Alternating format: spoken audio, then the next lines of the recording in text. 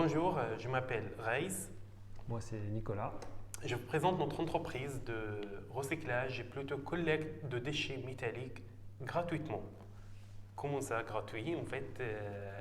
C'est possible parce que l'idée a commencé en série quand j'étais enfant avec mes cousins, les enfants du quartier. On attend un jour par semaine une vieille homme, il passe dans le quartier avec son tuk-tuk et avec une clochette, il cherche des vieux ferrailles, il cherche le ferraille. Donc nous, on sort avec le moule de gâteau, avec les chaises cassées, avec plein de des petites ferrailles. On le redonne, ou plutôt on le vend des commerciaux, des petits commerciaux, et on redonne des centimes. Donc on achète de bonbons, on était tellement contents. Et comme j'étais le leader, parfois je vends même les choses neuves à la maison.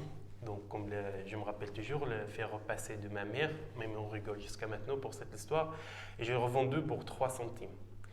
Et donc, l'idée a commencé ici, mais plutôt par curiosité, plus tard par curiosité, je suis cet homme.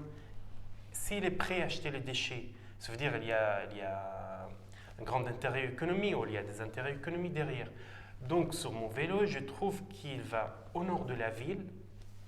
Ils vendent le ferraille dans le casse à la tonne. Et c'est un métier, il gagne sa vie comme ça.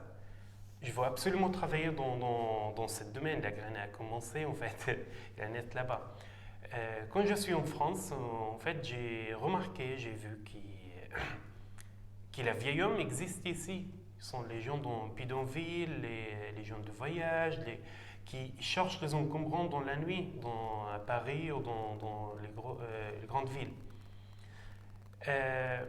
J'ai dit donc, si eux ils cherchent le ferraille, si je trouve le ferraille pour eux comme porteur d'affaires, si j'ai créé une application, j'ai mis en contact les gens qui veulent jeter leurs déchets métalliques avec les gens qui cherchent ces ferrailles-là, on peut créer une entreprise sociale et solidaire. Voilà, la source d'inspiration, ce qu'on peut dire pour répondre à la deuxième question, ce sont les ferrailleurs, les collecteurs qui sont déjà là et qui collectent la ferraille de manière totalement informelle. Donc nous, notre idée, ça a été de s'inspirer, de s'appuyer sur cette organisation informelle de la collecte de métal pour l'améliorer. Alors ce qu'il faut savoir, c'est que la collecte de métal, elle est un peu particulière par rapport aux autres déchets parce que c'est un vieux métier, c'est un métier à l'ancienne, ce qu'on appelait à l'époque à Paris les chiffonniers de Paris, pour reprendre le titre d'un livre d'Antoine Compagnon. C'est-à-dire des gens qui utilisent des déchets mais qui sont directement revalorisables. Ça veut dire que ce sont des déchets qui ne représentent pas un coût pour la communauté, mais au contraire, la collecte se fait de manière gratuite et elle produit un revenu à une catégorie de la population.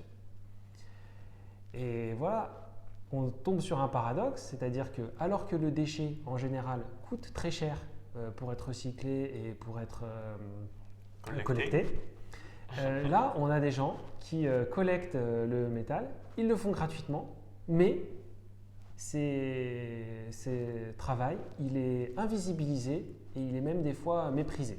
Le collecteur a mauvaise image.